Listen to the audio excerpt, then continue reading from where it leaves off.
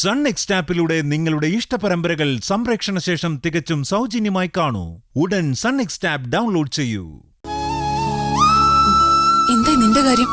തീരുമാനത്തിന് മാറ്റം വല്ലതും ഉണ്ടായോ? പുതിയ പല അറിവുകളും മദറിൽ നിന്നറിഞ്ഞു. അബി നീ ഒന്നിച്ച് ജീവിക്കുന്ന കാര്യത്തെക്കുറിച്ചാണ് ഞാൻ ചോദിച്ചേ. ഉറച്ചൊരു തീരുമാനത്തിലേക്ക് എത്താൻ എനിക്ക് കഴിഞ്ഞില്ല.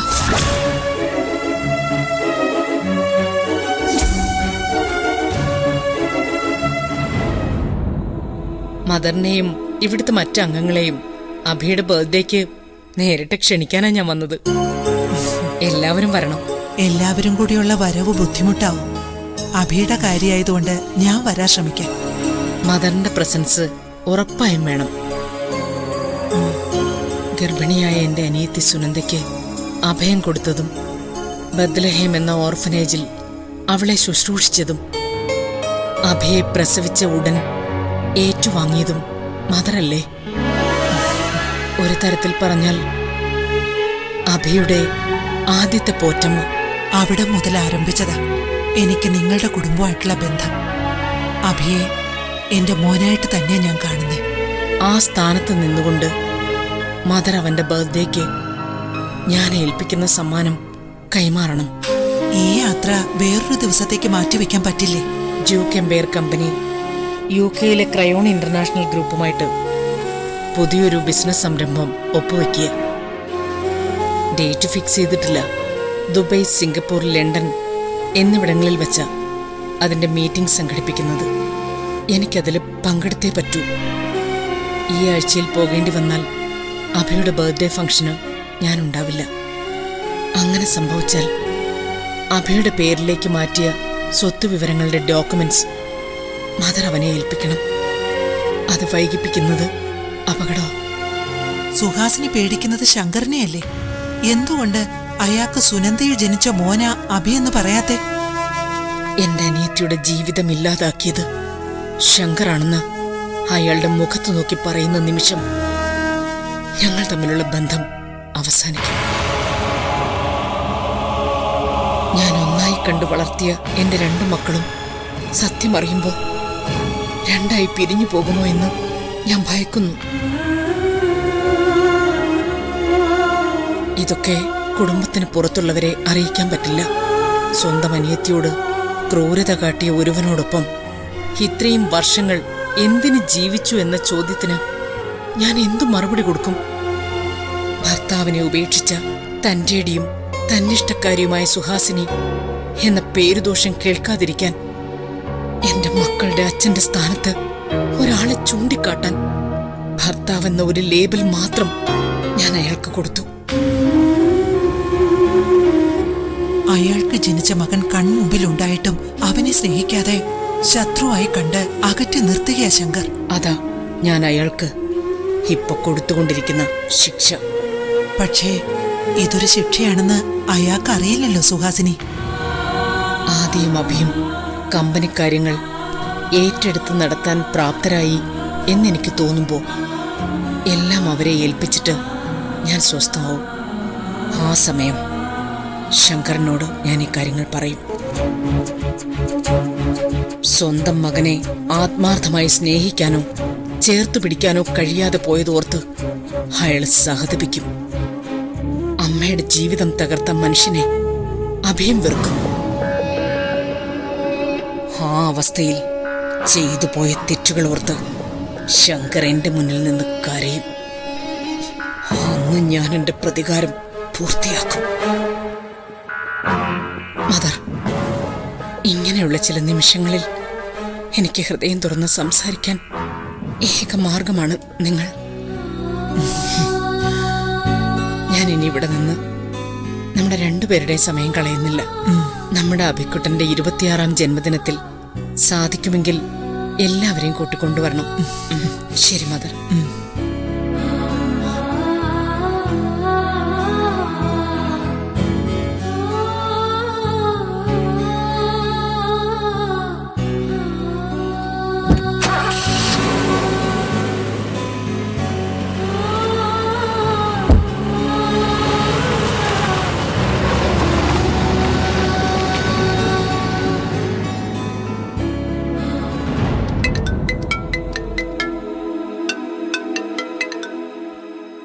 ഹലോ കാവ്യ, എന്തായി? മദർ അഞ്ജലിയുമായി സംസാരിച്ചോ? മദർ സംസാരിക്കുകയൊക്കെ ചെയ്തു. പക്ഷേ അതിനിടയിൽ ആദ്യേട്ടന്റെ മദർ അവിടെ പ്രത്യക്ഷപ്പെട്ടു. ഏ, അമ്മ അവിടെ വന്നോ? അതേ ആദ്യേട്ടാ. മദർ അഞ്ജലിയായിട്ട് സംസാരിക്കുമ്പോ ആന്റി അവിടെ എത്തി. എന്നിട്ട് അമ്മ നിങ്ങളെ കണ്ടോ? ഒന്നും പറയണ്ട. ആന്റിയുടെ കണ്ണില് പെടാതെ ഒരുവിധം ഞങ്ങള് രക്ഷപ്പെട്ടു. ആ പിന്നെ, ആന്റി ഓഫീസിൽ എത്തിക്കഴിഞ്ഞ ഞാനൊരു കൂട്ടുകാരിയെ കാണാൻ പോയതാന്ന് പറഞ്ഞാ മതി. അതൊക്കെ ഞാൻ മാനേജ് ചെയ്തോളാം. അല്ല, നിങ്ങളിപ്പോ എവിടെയാ ഉള്ളത്? ഞങ്ങള് ബീച്ചിലാ. ബീച്ചിലോ? അതെ, അഞ്ജുനെ കാറ്റ് കൊള്ളിക്കാൻ കൊണ്ടുവന്നതാ. ഓ, മദർ സംസാരിച്ച ശേഷം എങ്ങനെയുണ്ട്? അവളൊന്നും പറഞ്ഞില്ല. എന്തെങ്കിലും പറയിപ്പിക്കാനാ ഇങ്ങോട്ട് കൊണ്ടുവന്നത്. ആശ്രമവും പരാജയപ്പെടുവോ? ആർക്കറിയാം. ഞാൻ ആലോചിക്കായിരുന്നു, നിങ്ങൾ വലിയ കൂട്ടുകാരികളല്ലേ, കാവ്യ പറഞ്ഞ അഞ്ജലി അനുസരിക്കില്ലേ? ഉറപ്പായിട്ടും അവൾ അനുസരിക്കും. ഞാൻ താലിയെടുത്ത് കൈ കൊടുത്തതുകൊണ്ടല്ലേ അബി അവളുടെ കഴുത്തിൽ താലി കെട്ടിയത്. എങ്കിൽ ഇത്രയൊക്കെ ബുദ്ധിമുട്ടണോ? കാവ്യ ചെന്ന് അഞ്ജലിയോട് പറ അഭിയെ ഭർത്താവായിട്ട് അംഗീകരിക്കാൻ. ഞാൻ പറഞ്ഞ അവൾ അംഗീകരിക്കും. പക്ഷെ തിരിച്ചവൾ എന്നോട് ആദ്യേട്ടനെ ഭർത്താവായി അംഗീകരിക്കാൻ പറയും. അപ്പൊ എനിക്കത് അംഗീകരിക്കേണ്ടി വരും. അതുകൊണ്ടല്ല ഞാൻ ഇക്കാര്യത്തിൽ അവളോട് വാശി പിടിക്കാത്തത്. അതിനൊരു പണിയാ. നീ എന്നെ ഭർത്താവായി അംഗീകരിച്ചോളാന്ന് ഒരു കള്ളം പറ. അയ്യടാ, ഞാൻ എന്റെ അഞ്ജുവിനോട് കള്ളം പറയാനാ? ഞാൻ അവളോട് വിശ്വാസവഞ്ചന കാണിച്ചാലേ പിന്നെ അവള് ജീവിച്ചിരിക്കില്ല. ഞങ്ങളുടെ ഫ്രണ്ട്ഷിപ്പിന്റെ പവിത്രത ആദ്യമായിട്ട് ഇതുവരെ മനസ്സിലായിട്ടില്ല അല്ലേ? ഓ സോറി, ഞാൻ അറിയാതൊരു അഭിപ്രായം പറഞ്ഞു പോയതാ. എന്തായാലും ഞാനത് പിൻവലിച്ചു. എന്താ അവളുടെ മനസ്സിലെന്ന് ഞാനൊന്ന് നോക്കട്ടെ, എന്നിട്ട് ഞാൻ വിളിക്കാം കേട്ടോ. ശരി.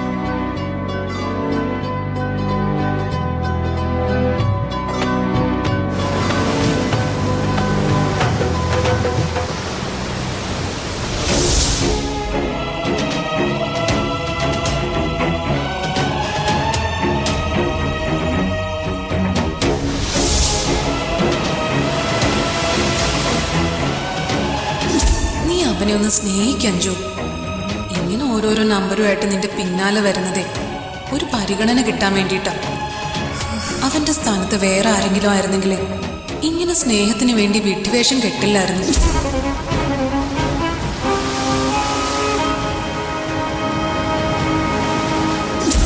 അവനേറെ സന്തോഷമുള്ള ബർത്ത്ഡേ ദിനത്തിൽ എല്ലാ പിണക്കങ്ങളും മാറ്റിവെച്ച് അവൻ്റെ സന്തോഷത്തിൽ ആടാനും പാടാനും നീ ഉണ്ടാവണം. പിറ്റേന്ന് മുതൽ അവൻ്റെ ജീവിതത്തിൽ നീ ഉണ്ടാവരുത്. ഇനിയും എന്റെ വാക്കുകൾ അനുസരിക്കാതെ അഭിയും ഉപേക്ഷിച്ച് വീട്ടിൽ വന്ന് നിൽക്കാനാണ് നിന്റെ തീരുമാനമെങ്കിൽ നീ ഭർത്താവിനെ ഉപേക്ഷിച്ച് വന്നവളാണെന്ന ആക്ഷേപം സഹിച്ച് ജീവിക്കാൻ ഈ അമ്മ കാണില്ല.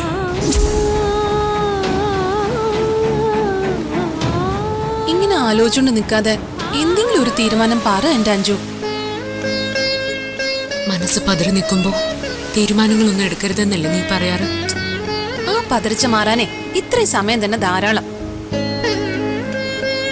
കഴിഞ്ഞതൊക്കെ മറക്കാൻ ശ്രമിച്ചാലും എന്റെ ഭർത്താവായി അഭിയെ എനിക്ക് പറ്റുന്നില്ലടി. ശരി, നീ നിന്റെ തീരുമാനം മാറ്റണ്ട. ആ വീട്ടില് നമ്മൾ ഒരുമിച്ചല്ലേ മരുമക്കളായി കയറിയത്. ഇറങ്ങിപ്പോകുന്നതും ഒരുമിച്ചാവാം. കാവ്യ എപ്പോഴാണ് ഇറങ്ങുന്നതെന്ന് പറഞ്ഞാ മതി. ഒപ്പം ഞാനും ഉണ്ട്. കാവ്യ കാവ്യ, നീ ഒരിക്കലും അവിടെ നിന്ന് ഇറങ്ങാൻ പാടില്ല. നീ കൂടെ ഉണ്ടാവോ? നിങ്ങൾക്കൊരു കുഞ്ഞ് ജനിക്കുന്നത് വരെ മറ്റുള്ളവർക്ക് മുമ്പിൽ അബിയുടെ ഭാര്യയായി തുടരാൻ ഞാൻ തയ്യാറാണ്. അത്രയെങ്കിലും മാറ്റം ഉണ്ടായല്ലോ. ബാക്കി ഞാൻ റെഡിയാക്കി എടുത്തോളാം പെണ്ണെ. ഇനി ഒന്നും നോക്കാനില്ല. അബിയുടെ ബർത്ത്ഡേ നമ്മൾ ശരിക്കും ആഘോഷിക്കുന്നു. റെഡിയല്ലേ? ആ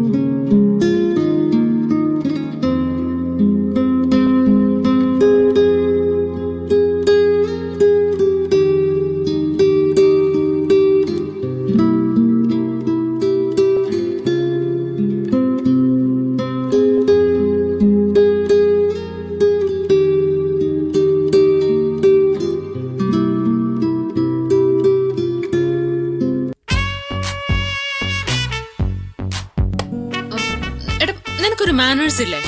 ഒരു പെൺകുട്ടി തനിച്ചിരിക്കുന്ന റൂമിലേക്ക് അനുവാദം ചോദിക്കാതെ കയറി വരാൻ. ആ ഞാൻ വേറെ പെൺകുട്ടിയുടെ അടുത്തേക്കല്ല, എന്റെ ഭാര്യയുടെ അടുത്തേക്കാ വന്നേ. ആ നിന്റെ ഉദ്ദേശമൊക്കെ എനിക്ക് മനസ്സിലായി. പിന്നിലൂടെ വന്ന് കെട്ടിപ്പിടിക്കാനല്ലായിരുന്നോ? ഞാൻ നിന്റെ ദേഹത്ത് തൊടുന്നതിനും കുഴപ്പമുള്ളൂ. എന്റെ പ്രോപ്പർട്ടി തൊടുന്നതിനും അത് ചേർത്ത് പിടിക്കുന്നതിനും നിനക്ക് യാതൊരു കുഴപ്പമില്ല. നിന്റെ പ്രോപ്പർട്ടിയോ? ആ, ഇത് എന്റെ സ്വന്തം സാധനം. കൊള്ളാം മോളെ, എന്നെ കാണുന്നതേ അയിത്തം. എന്റെ ഉപകരണങ്ങൾ എടുക്കുന്നതിനൊന്നും യാതൊരു അയിത്തവും ഇല്ല. ദാ കിടക്കുന്നു നിന്റെ ഉപകരണം.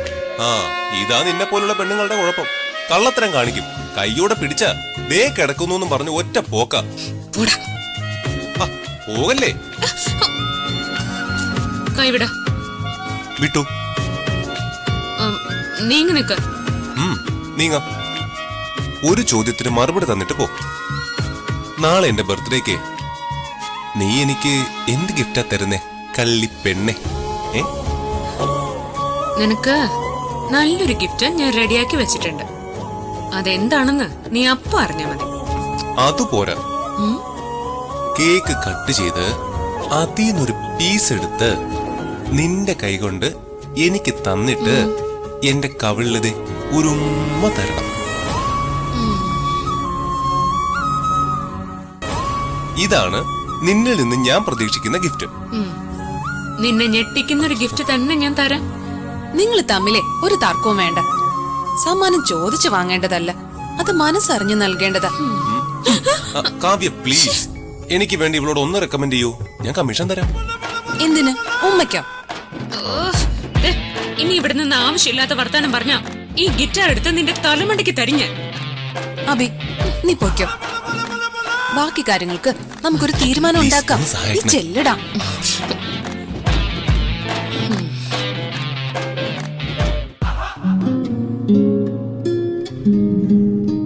കാവ്യ, വെറുതെ അപശബ്ദം ഉണ്ടാക്കല്ലേ.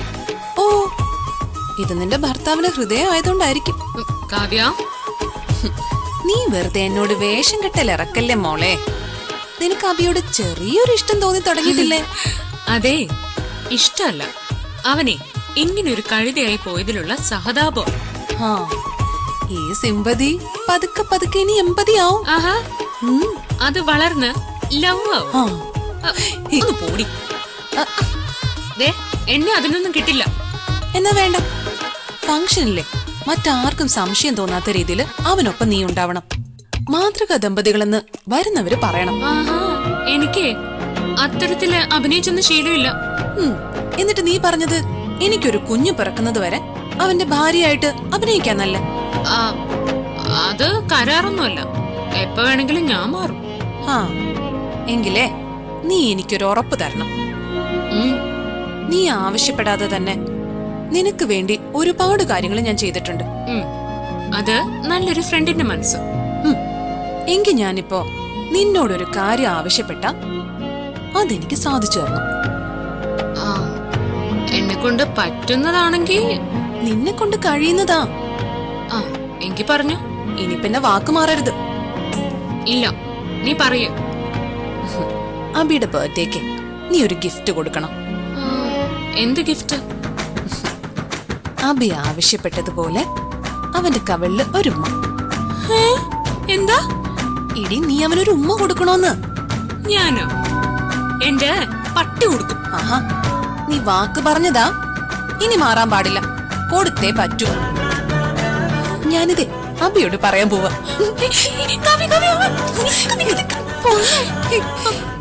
ഒന്നും പറയണ്ട, റെഡി ആയിട്ടിരുന്നു കേട്ടോ.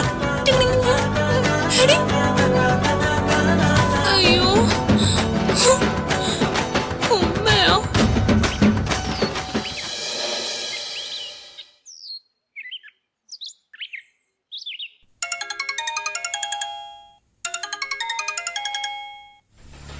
ഹലോ, യാ, സുഹാസിനി ശങ്കർ.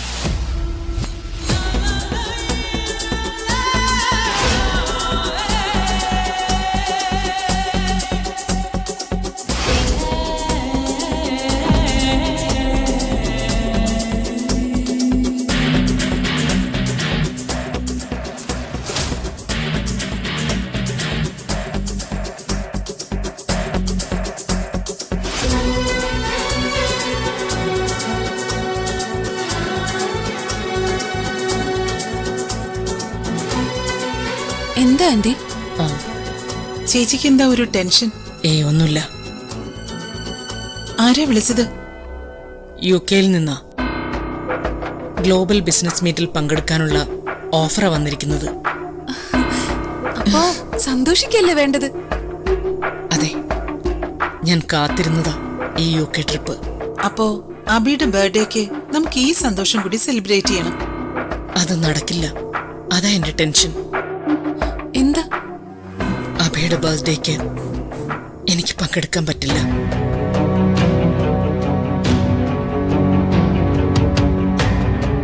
നാളെ കാലത്ത് ഞാൻ ഇവിടുന്ന് കയറണം. അയ്യോ, ഇതറിയുമ്പോ അബിക്ക് സങ്കടാവുമല്ലോ. നിങ്ങൾ അവനെ പറഞ്ഞ് സമാധാനിപ്പിക്കണം. ഈ യാത്ര എനിക്ക് ഒഴിവാക്കാൻ പറ്റില്ല. ഫ്ലൈറ്റ് ടിക്കറ്റ് അവർ മെയിൽ ചെയ്യും. ബർത്ത്ഡേക്ക് ഞാൻ ഒരുപാട് കാര്യങ്ങൾ പ്ലാൻ ചെയ്തിരുന്നു. അത് ഞാനില്ലെങ്കിലും നടക്കും. എന്റെ ഓരോ കണക്കുകൂട്ടലുകളും ശരിയായി വരിക. അഭിയെ പറഞ്ഞ് ബോധ്യപ്പെടുത്തി ബർത്ത്ഡേ നിങ്ങൾ ഗംഭീരമാക്കണം. ആദ്യോട് ഞാൻ പറഞ്ഞോളാം. ഹലോ, ആ പറയൂ. അതെയോ? Okay okay.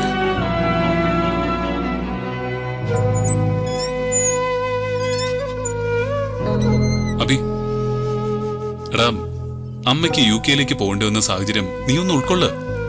എങ്കിൽ പിന്നെ എന്തിനാ എന്റെ ബർത്ത്ഡേ ഇങ്ങനെ ആഘോഷമാക്കുന്നേ? ഈ ഫംഗ്ഷൻ വേണ്ടെന്ന് വെച്ചാ പോരെ? ബർത്ത്ഡേ മറ്റൊരു ദിവസത്തേക്ക് മാറ്റിവെക്കാൻ പറ്റുമായിരുന്നെങ്കിൽ ആന്റി തിരിച്ചു വന്നിട്ട് നടത്തായിരുന്നു. അങ്ങനെ പറ്റില്ലല്ലോ. അമ്മയ്ക്ക് എന്റെ ബർത്ത്ഡേയിലൊന്നും ഒരു താല്പര്യമില്ല. എടാ, നീ അമ്മയെ കുറിച്ച് അങ്ങനെ പറയരുത്.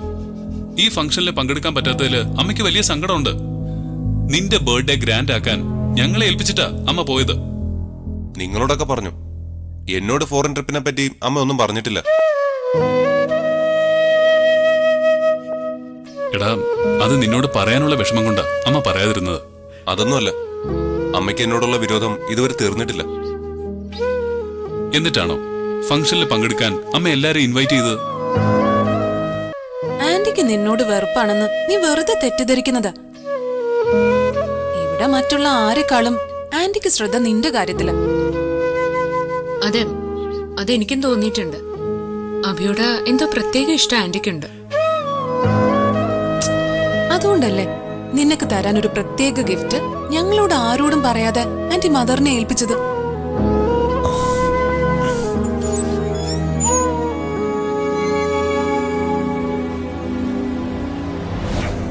എടാ, നമ്മൾ രണ്ടുപേരെയും പ്രസവിച്ചത് അമ്മയല്ലേ? അമ്മയ്ക്ക് നമ്മളോട് പക്ഷപാതം കാണിക്കാൻ പറ്റുമോ? ഒന്നിലും ഉത്തരവാദിത്വം ഇല്ലാതെ നിന്റെ ചില കളികൾ കാണുമ്പോ അമ്മയ്ക്ക് ദേഷ്യം പിടിക്കുന്നുണ്ടാവും. അത് ഏതൊരമ്മയ്ക്കും ഉണ്ടാവുന്നതാ. എടാ, അല്ലാതെ ഭൂമിയിൽ ഒരമ്മയ്ക്കും സ്വന്തം മക്കളെ ശത്രുപക്ഷത്ത് കാണാൻ പറ്റില്ല. അതുകൊണ്ട് വേണ്ടാത്ത ചിന്തകളൊക്കെ മനസ്സിൽ നിന്ന് മാറ്റി അമ്മ നിനക്ക് വേണ്ടി ഒരുക്കിയ ഈ ബർത്ത്ഡേ സെലിബ്രേഷൻ നല്ല ഹാപ്പി ആയിട്ട് എൻജോയ് ചെയ്യുക. ഞങ്ങൾ എല്ലാരും അതിനുവേണ്ടി തയ്യാറായി നിൽക്കുക. ഇന്ന് വൈകിട്ടത്തെ നിന്റെ ബർത്ത്ഡേ സെലിബ്രേഷൻ നമ്മൾ അടിച്ചു പൊളിക്കുന്നു. ഇന്ന് ചിരിക്കട കഴുത്, ചിരിക്കാൻ. എടാ, അമ്മയ്ക്ക് പകരാവില്ലെങ്കിലും ഞങ്ങൾ എല്ലാരും ഇല്ലേ നിന്റെ കൂടെ? വാ.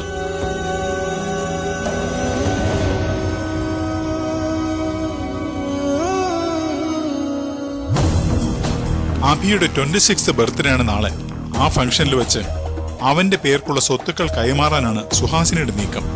അതിനു മുന്നേ ആ ഡോക്യുമെന്റ്സുകൾ കൈക്കലാക്കാൻ പറ്റുമോ നോക്കാം.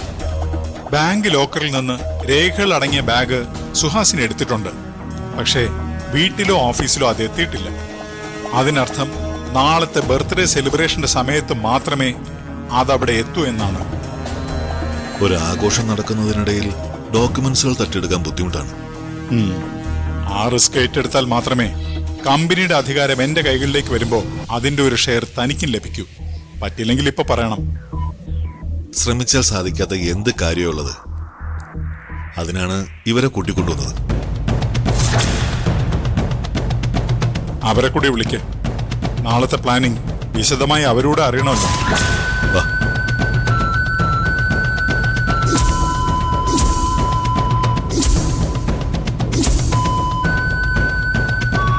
പറഞ്ഞേൽപ്പിക്കുന്ന കാര്യങ്ങൾ പെർഫെക്റ്റ് ആയിട്ട് ചെയ്യുന്ന ടീംസ്. ഒരു 6-7 മണിയോടുകൂടി ഫംഗ്ഷൻ തുടങ്ങും. ഗസ്റ്റുകൾ ആരൊക്കെയാ വരുന്നതെന്ന് അറിയില്ല.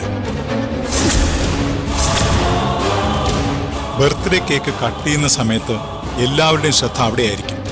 ആ സമയത്ത് നിങ്ങളിൽ ഒരാൾ വീട്ടിനുള്ളിൽ കയറണം.